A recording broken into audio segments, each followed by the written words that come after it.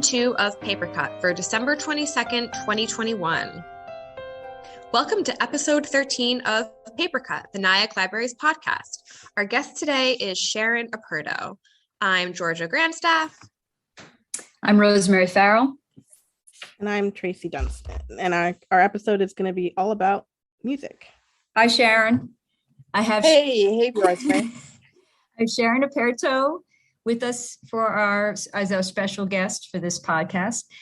Sharon is a longtime employee of the Nyack Library, used to head the reference department, and she was the person who hired me in 2010. Yay. Thank you, Sharon. That's right. You're welcome. You got me my first job as a post-child's birth job.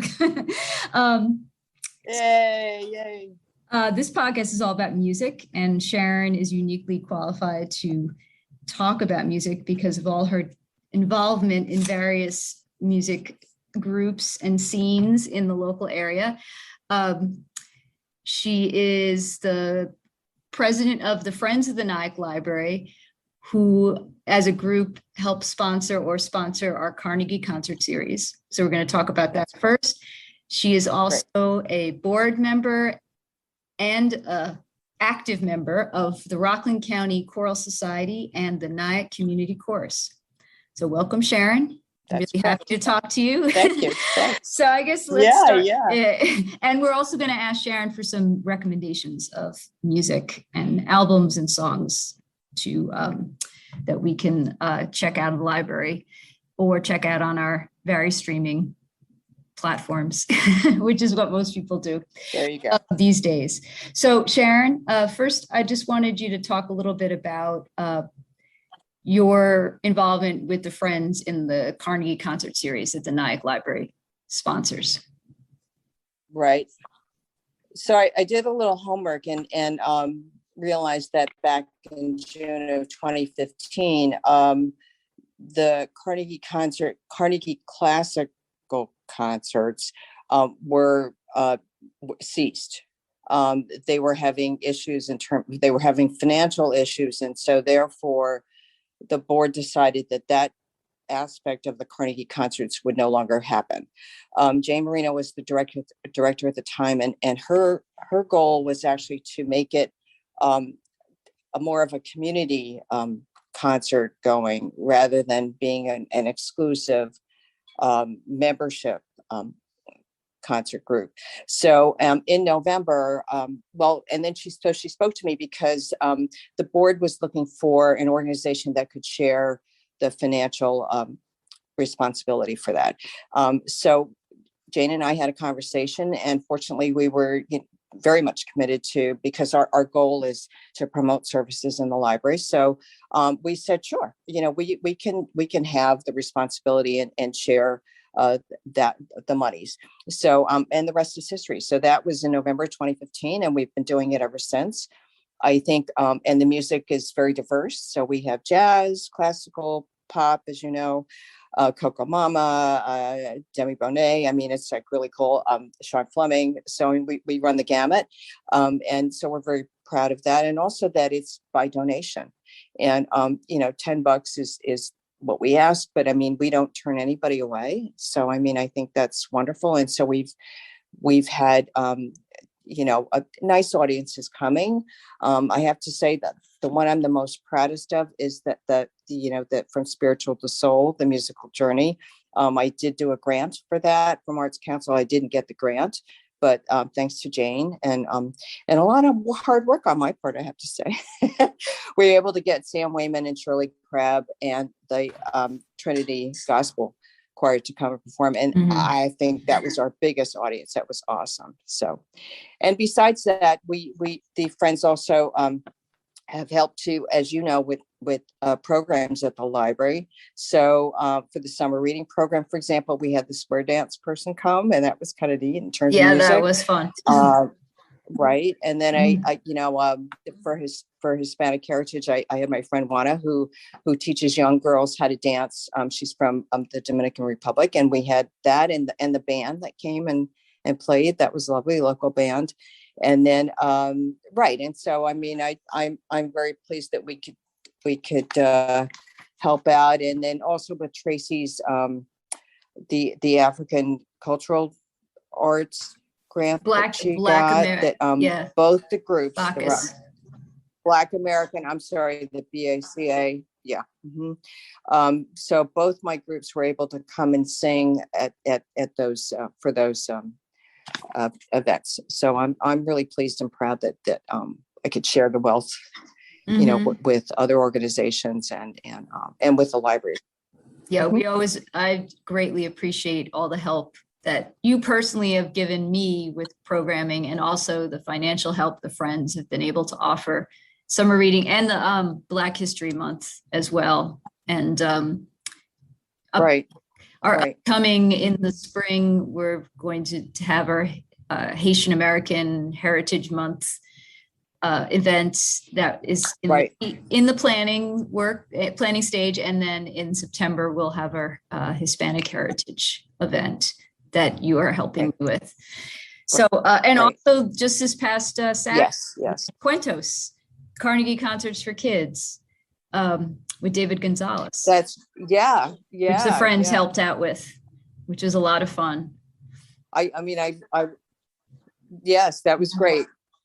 I was a little busy. We had our the Rockland County Choral Society had their concert at the same time, or 2:00 and or 3:00, and so it was. Yeah, I was busy.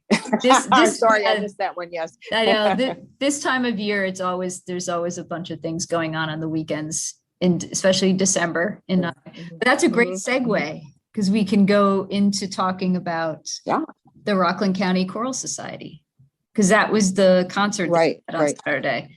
So I guess tell a little bit about your involvement, like, how you got started with that, and maybe even you can go even further back, like how you got into music in general and singing, if you want to.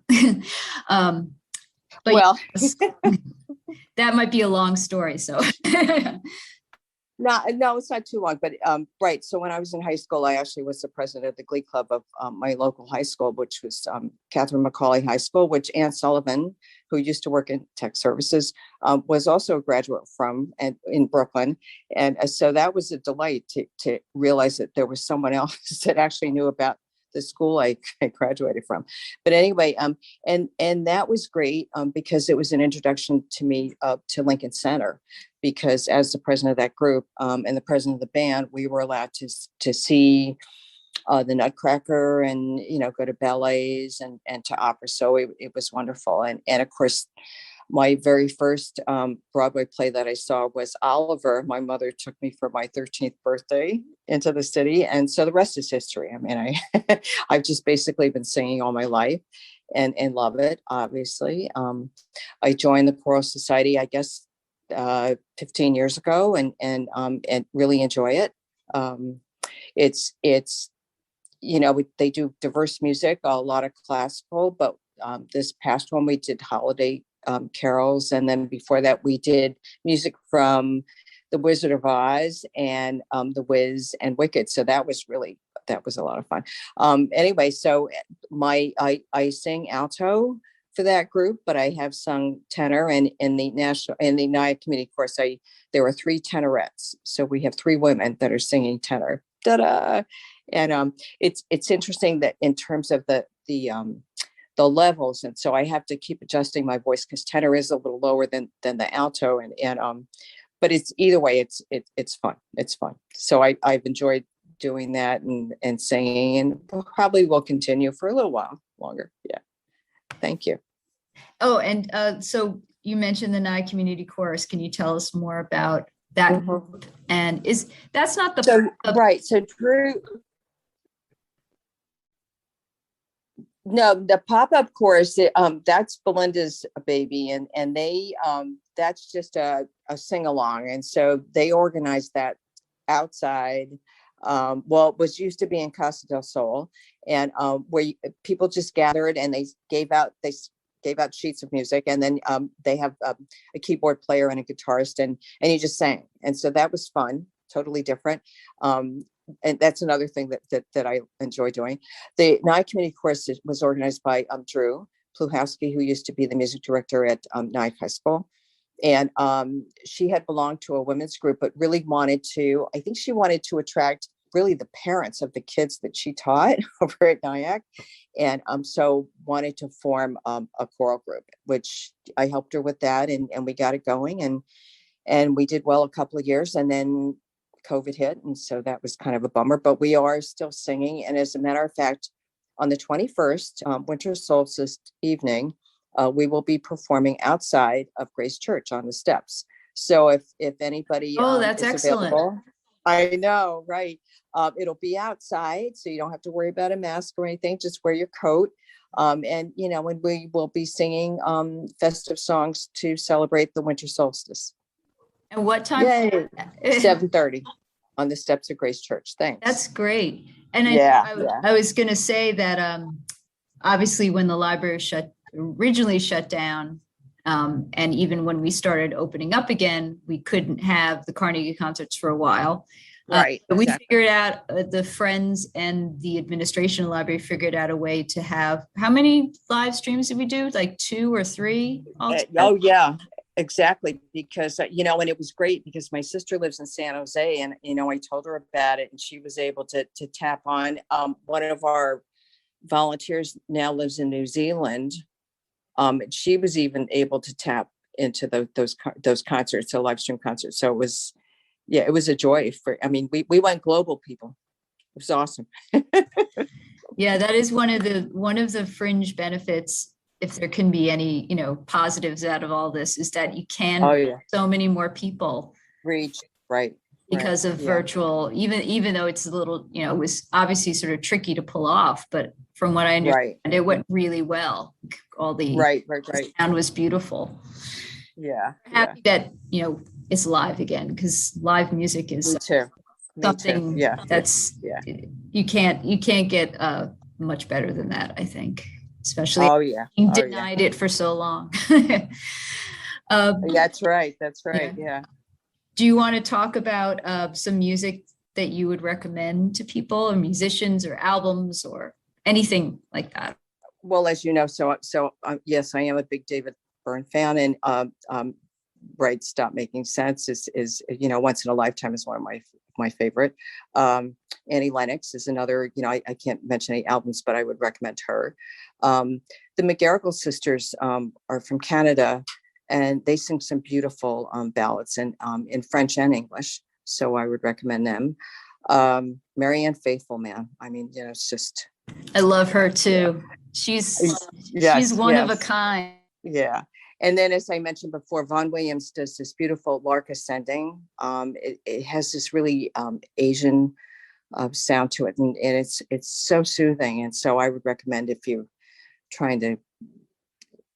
have worries or you're trying to relax, that's a good one. Vaughan Williams, Lark Ascending. Yeah. Is that Vaughan, like VON? VAUGH? Oh, Vaughan. Okay. Vaughan Williams. It's Ralph Vaughan Williams. Yeah. Mm-hmm. Okay. I just want to make sure I get it. Yeah. So I had to throw the classical piece in there, right? Yeah. Yeah, no, I know. It's hard. It's very hard to just pick 5. Oh, yeah. There are 5 people, 5 musicians. It's almost right. But yeah, I love Annie Lennox. I remember I don't know if she still does it, but during the when everything was pretty much shut down, she on her Instagram, I think she had all these beautiful performances that she put out just a weekly basis or on a regular basis by herself. She did piano, or she worked with other musicians. Is pretty extraordinary. She did some beautiful stuff. She also did a lot of, and you would enjoy this. She read a lot of poetry, actually, which was lovely. Yeah. She has a gorgeous voice. She's it's wild, because I think back when she first became famous with the Eurythmics, and everyone was blown away by just the way she looked, because she obviously had that androgynous thing. And then when she opened her mouth, like, her voice was just so powerful, and it's angelic. Yes, it's cool and she also just, as she gets older, she just keeps going, just like Marianne Faithfull too. It's like she's still doing. Yeah, we saw her in Tarrytown a few years ago. It was great. It was a great concert. Yeah. Well, if there's anything else you want to mention. before we? No, just thank you to everyone who's been involved or attended the Carnegie concerts, especially. You know, we enjoy bringing music to the community. If anybody has recommendations of artists they'd like to have perform, because we do actually, you know, invite a lot of local artists to come. So, I mean, I think, you know, Angela would probably embrace that. We are limiting the concerts for this in 2022 because of the pandemic. So, you know, but it's still, you know, we're still making it live. And although I know some people are asking about doing the live stream and live. Well, so, I mean, that's another money issue, I think, because that's very expensive. But in the meantime, thank you all for enjoying, and looking forward to all the other programs that Rosemary and Georgia have gotten together. And what a great duo, and thanks so much for all that you do, Rose. Yeah. Thanks, Sharon, and thank you for being our You're welcome. Month. I'm glad. Thanks, and happy holidays to everybody, and come over to Grace Church on the 21st. Here's some beautiful music. 7:30, December 21st. Right. Okay. Yeah. Thanks. Grace Church. Okay. Be well now. Happy holidays, everybody.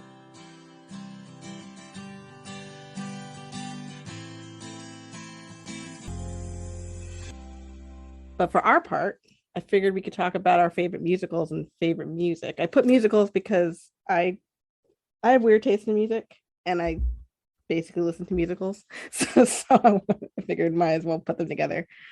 So your whole iPod is soundtracks? Is that what you're saying? Or iTunes, or I don't know. I guess people don't have iPods anymore. Yeah, like I guess my phone is basically soundtracks. Mm. And then a little bit of interesting. My favorite musicals is I'm looking at the list. I guess I have a history theme because it's Ragtime, Hamilton, Six, Rent, and Les Mis. So I guess Rent even is considered historical at this point. Wait, Six is the Henry VIII Wives one, right? Yes. I want to go see that so badly. I saw like them perform the one song at the Thanksgiving Day parade, and I was absolutely in love. Have you actually gone to see it, or have you just listened to the soundtrack? I haven't seen it on Broadway, but I saw it when they were traveling. I saw it in Boston about maybe 2 years ago, and it was amazing. It's so cool, and there's like really like a lot of like humor, history humor, which is kind of fun. Like Catherine of Aragon's song is like calypso Spanish kind of infused, so it's like this. The only thing they get wrong is probably Anne Boleyn, because they make her and even the producers said that they regret it because they made her kind of dumber than she is, because they wanted to just do a different spin, but it kind of doesn't really work historically wise. But other than that, it's really good. Definitely recommend it. Just to go over like what they're all about. Ragtime is set in the like the 1910s, and it's kind of sad because it's kind of talking about stuff we're still talking about today. It's about themes of like racial injustice, kind of like George Floyd type stuff, but like in a 1900s setting with fun music. And then Hamilton everyone knows about, but I love Hamilton. I don't know. And then like we were saying, Six is about Henry VIII and his wives, but kind of changing the focus from him to them. And it goes through, each song is telling the story of each wife. And then they have 2 songs at the end. It's kind of all of them together. Rent is, and I also recommend Tick, Tick, Boom, which just came out on Netflix the other day, which is about the creator Jonathan Larson's life. And that has Andrew Garfield in it. And I didn't think it was going to be that good, but it was Lin-Manuel can do, I guess, no wrong, because he can direct now as well, because that was amazing. And then Les Mis is just, I think everyone knows about Les Mis too, but that's also one of my favorites. Yeah, I remember seeing Rent before it was on Broadway, because this is a long time ago. When was it?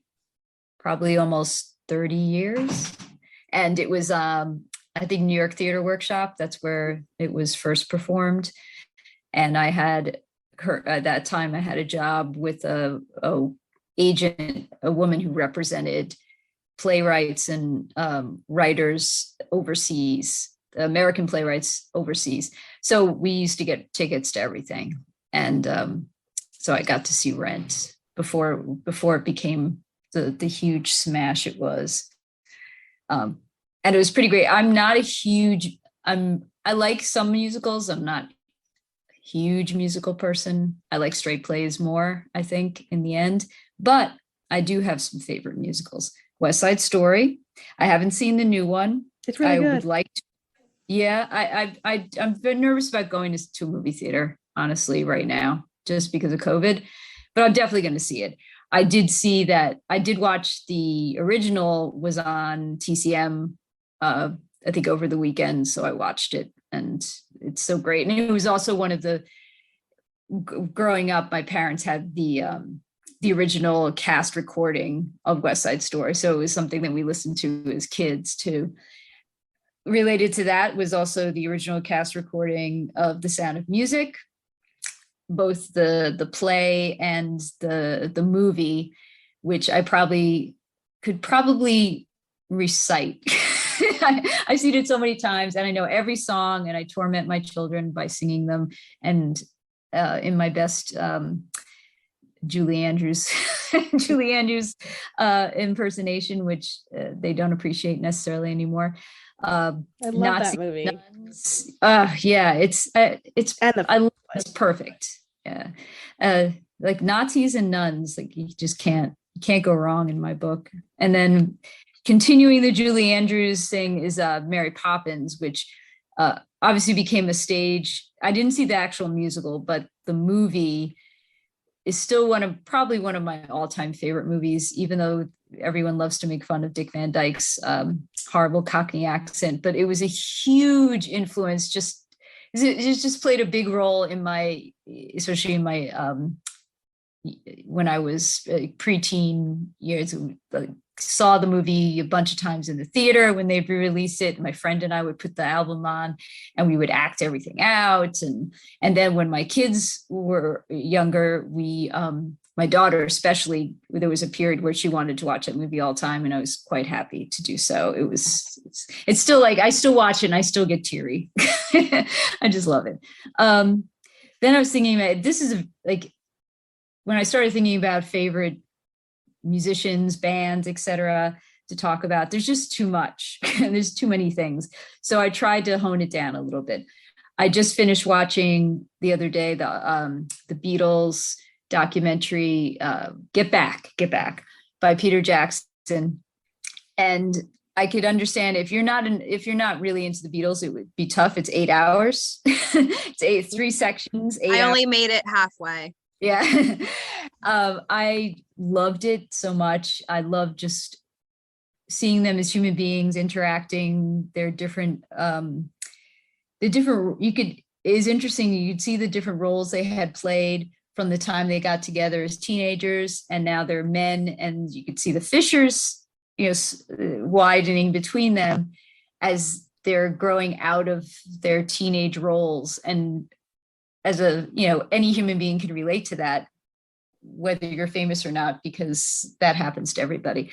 But I love just seeing them sort of sit around and create, and it just reinforced the idea that to create anything, you have to have time, you have to be able to mess around, especially if you're, and you have to be able to communicate.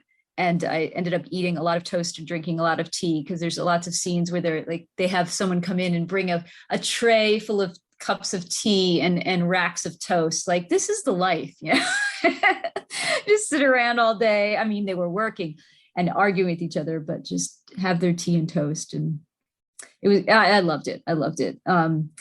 Nina Simone, I couldn't pick an album of hers, just she's tremendous. I've listened to her all the time. Bob Dylan, who's been a favorite of mine since I was 14 or so. John Coltrane, Love Supreme. I was trying to think of albums from different genres or people from different musicians from different genres. So Love Supreme, and his wife, Alice Coltrane, who is a harpist. And once he passed away, she sort of came into her own with her own albums, and she did a lot of spiritual music, sort of chanting based on different Eastern religions. And she has this one album called Ecstatic Music Vowels Coltrane, which is amazing. St. Vincent, I really love her stuff, especially her last album. I love David Bowie. One of my favorite albums by him is Hunky Dory. He's the only time I got very upset when a famous person died was when he died. Sandy Denny, who's a British folk singer who passed away a while ago, but she has a gorgeous voice. Sinead O'Connor, I love Sinead O'Connor. And this band called the Throwing Muses, especially their first album, was a huge influence on me when I was in college. But I could just, I could go on and on and on. I decided I had to stop somewhere. And books, we have in the library, and John Ballard, who orders our music books, is really into this series. It's called 33 1/3. And they're sort of these smallish books. Each book focuses on a particular album, and it's all different genres, except maybe classical. I don't know if there's any classical in there. And each book is written by a different person. So some of them are more straight criticism of the music. Some are more almost like novels, inspired by the music. Some of them are better than others, but you can find, especially if it's an album that you really love, they're really fun to read. And I love the fact that some of the people who wrote them are, not famous quote unquote rock critics. It's just sort of, if the spirit moves them and they could convince the publisher that they were the right person to write about this album, they got to do it. And they're very entertaining and also very short, so they're quick reads. Viv Albertine, who is a British musician who was in this band called the Slits, that is a famous punk band. She has a couple of memoirs that I just adored about her time in the band, and then her time as a middle-aged woman dealing with middle-aged women stuff, like having a daughter, failed marriage, dealing with her mom's passing away. And she's a wonderful writer. Just Kids by Patti Smith, which we talked about in our memoir podcast. You can't beat that for not only finding out more about Patti Smith, but about New York in the late 60s through the end of the 70s. And then there's another New York book that's not nearly as well known. It's called Love Goes to Buildings on Fire, which is a quote from, or it's a Talking Heads, name of a Talking Heads song by Will Hermes. I think that's how you pronounce his name.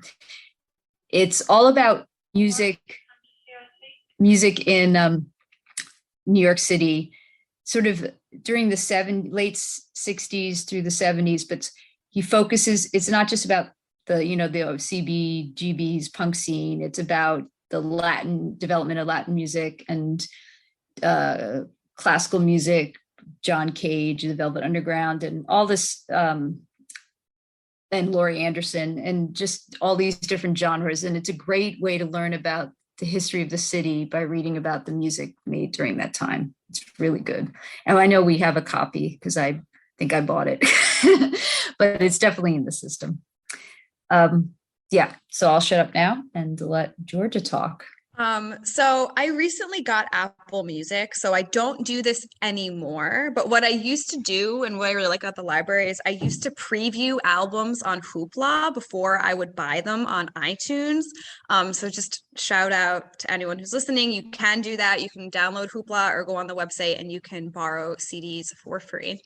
But I don't have to do that anymore, so I guess that's fine. But the library also has CDs, which sometimes I will still take out because I do have a CD player in my car. I got rid of my record player, but we also do have some records. We don't have that big of a collection, probably because they don't get checked out very often, so we don't really order them, but we do have records. So I'll talk about my favorite musicals. I love Dreamgirls. I don't know if anyone's ever seen it on Broadway or the movie. I watch it probably at least once a week. I'm a big Beyonce fan. And if you don't cry while watching Jennifer Hudson sing And I Am Telling You, you're insane. I love Grease. Obviously, Grease is so much fun. Danny Zuko is like my biggest crush of all time. Young John Travolta, like, yes, of course. I don't know if I'd call this a musical, but it's a movie with music in it. I don't know if anyone ever has heard of the movie Burlesque. It's kind of embarrassing that I like this movie, but I do. Is that the one with Cher? Yes. So it's Christina Aguilera, Oh, yeah. Cher, Stanley Tucci is in it. The dad from the OC is in it. Kristen Bell is in it. Julianne Hough is in it. It has a really good cast, but I would definitely call it like a B or a C movie. But the music in it is really fun if you like burlesque dancing. It's a good one. So as far as my favorite music goes, I can't really sit here. I'm not going to list everything that I love, partially because a lot of what I like I would consider to be kind of embarrassing. I will tell you what my 3 favorite albums that came out this year are. I cannot stop listening to them. This first one, I don't know if I'm gonna say this, Tracy, so just okay. So it's the new Jasmine Sullivan album, and the name of the album is called Ho Tales. It's spelled Heau. Okay, Tales. It's like an R&B album. So that I like cannot stop listening to. She's touring soon, but I can't go see her because I can't afford it, and it sold out within 5 minutes. The other album I've been listening to a lot this year is the new James Blake album, which is called Friends That Break Your Heart. He's kind of like an alternative R&B artist, I would say. He has a lot of really great features on his new album with other artists that I really like. And the last one is this artist named Yola. I just kind of learned about her last year. I really liked her album that came out last year. I think it was nominated for Album of the Year, a Grammy for Album of the Year. And her new album is called Stand for Myself. I would categorize her as like a soul country rock artist. She has a really great soulful booming voice. I really love her. If you only listen to one thing from her, I would suggest to download her cover of Elton John's Goodbye Yellow Brick Road, because it is so good. I mean, that song is good on its own, but she does a really great cover of it. So those are the 3 albums that I cannot stop listening to this year. The other thing I want to mention, I wouldn't call this a musical, but one of my favorite movies about a musician is the movie about Brian Wilson from the Beach Boys. It's called Love and Mercy. It's really good. Paul Dano plays him when he is younger, and John Cusack plays him as an adult. It's about his life and the Beach Boys in general, but it's also about his process of making and writing the music for Pet Sounds, which is a great classic album. Paul Giamatti is in it, Elizabeth Banks is in it. That was a really, really good, a good movie. So if you're a Beach Boys fan, you would definitely like that. Those are my suggestions. I feel like I just talked really fast. No, you did not. Okay. I was thinking the same thing about myself, but I love that Beach Boys movie. It was good. Because I love Pet Sounds and I love a lot of the early Beach Boys. There's a great box set of all these outtakes from that period that I was obsessed with for a while, and I still love to listen to. And I thought that movie did such a great job. It's in a different way than the Beatles Get Back, because that was sort of drawn out, but showing the process of making music in a studio, and you wouldn't think they could make it as thrilling as they did, but it was just extraordinary. The scenes of him putting it together and coming up with all the different bits and pieces of Pet Sounds, especially by him, without the rest of the band who went on tour without him, because he was starting to, have mental health issues, but he still is, but he's such a genius at arranging music and producing music, and he had all these session people that he was in charge of. It's a great movie. It's really extraordinary, and I thought the acting was really wonderful too. I like Paul. I like Paul in general, but he's always fabulous. Everything he's in is great. And I feel like it made me remember why I love all those songs, to watch the process. I mean, there's this one scene where he's playing for his father, who was a terrible human being, but he's playing the beginnings of God Only Knows, which to me is like, we should have an episode about this, but to me, that is like the best love song of all time. I mean, for me, it's my number one. So that was really cool. And maybe that's why I love that movie, but yeah, that was a good one. Thank you for reminding me about Grease. That was a huge pivot, like huge influence on my like 11, 12. When it came out, I think I was 11. I cannot count how many times I've seen that movie. And Rizzo forever. Oh, yes. Yes. Rizzo is the best. As I got older, especially when I watched it with my daughter not too long ago because it just happened to be on. And it's like she is it in the movie. And of course, the young John Travolta is just, who is sexier than that guy in that movie? He's just perfection. No one on earth. I don't know. I mean, he got older, he got a little weirder, but that happens. But yeah, Rizzo, I love her character. And when I was a little kid, I remember I used to skip over 2 songs in that movie. I would skip over Olivia Newton-John singing Hopelessly Devoted to You. I thought it was so boring. And I would skip over Rizzo singing There Are Worse Things I Could Do. And it's funny because now as an adult, I mean, I listen to those songs. They're on like my replay list. I love those songs. And they do, it's so great. It's so funny how your perspective changes. You start to appreciate, which also reminds me of another great album from that period involving John Travolta, which was Saturday Night Fever, which was huge. And I love listening to that album. And that movie is fantastic. It's really just a wonderful movie. Not just you get to see him dance, but New York in the 70s. It's hard to beat that. And the white suit. And I am going to download that album right now. You're right. That was such a good soundtrack. Oh man, you're right. Thank you for reminding me of that. Never gets old. No. Especially Staying Alive. That song is just genius. So good. Which reminds me, one last thing. I don't know if anyone watched, I think it was on Netflix. There was a great documentary about the Bee Gees. I can't remember what it was called. It might be HBO because I started watching it the other day and then I had to pause it. And now thanks for saying that because I want to go back and watch it. I forget what it's called. It was so good. And there's only one, I think there's only one of the 3 of the brothers who's still alive. And they talk about Andy Gibb, who was not in the Bee Gees. He was a lot younger than his older brothers, but he obviously had his own career. But it just reminded me of even, of all this great music that they created from the 60s on through, and all the songs that I'd forgotten about that were just all over the place on AM radio when I was growing up. It's worth the time. It was really, and very moving too, like just their whole story. Yeah, I gotta go finish that one. First, I guess I have to figure out where it's playing, but yeah, but I caved. I subscribed to Apple Music. I was like, fine, I think it's only like $10 a month. But before that, Hoopla was like my jam because I can't afford to just buy albums without. Oh well. So the Bee Gees documentary is called How Can You Mend a Broken Heart? And it is on Max, HBO Max. Is what it's on. Yeah, I'll have to also be on Canopy too, just to plug that as well. Oh, that's true. The Canopy has a lot of good music documentaries.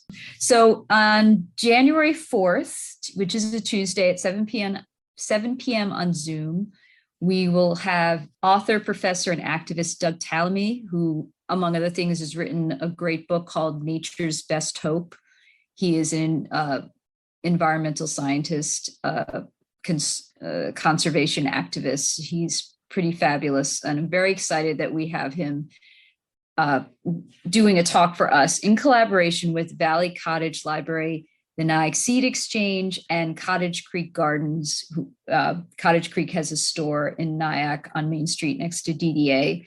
You should all check it out. It's really beautiful shop. But please register to get the Zoom link for that Tuesday, January 4th.